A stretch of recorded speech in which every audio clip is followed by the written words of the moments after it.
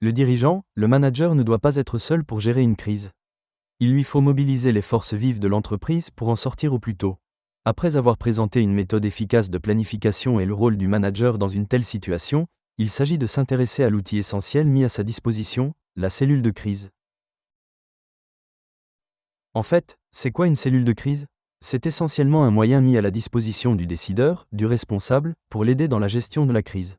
Rappelons que la crise se caractérise par son impact sur l'avenir de l'entreprise, sur la nécessité de prendre des décisions dans l'urgence et enfin sur la surprise qu'elle peut occasionner chez les dirigeants. Ces derniers ont besoin d'un petit groupe dédié et intelligemment constitué pour remplir un certain nombre de missions, mais aussi permettre aux décideurs de ne pas sombrer dans les deux biais déjà évoqués de la décision hâtive ou tardive.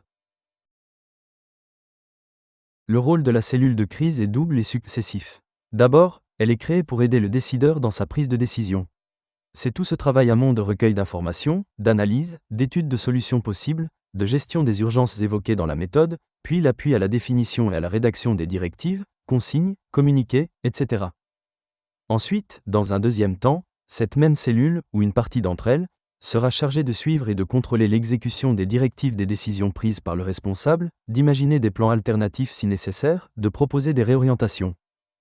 D'expérience, il faut que cette deuxième mission soit assurée, autant que possible, par ceux qui ont participé à la première.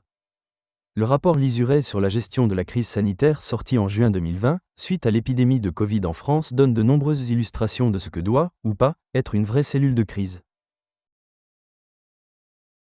Une bonne cellule de crise présente certaines caractéristiques. Elle doit être réactive, c'est-à-dire qu'on doit pouvoir l'activer rapidement dès que l'événement ou les événements déclencheurs se produisent. Ceci nécessite le plus souvent d'avoir des procédures établies au préalable et bien rodées. Deuxième caractéristique de cette cellule, l'efficience. Pour que cette cellule apporte une véritable plus-value, elle doit être préparée, entraînée et correctement équipée. Relisez à ce sujet le rapport Lizuret. Ma cellule doit également être adaptable.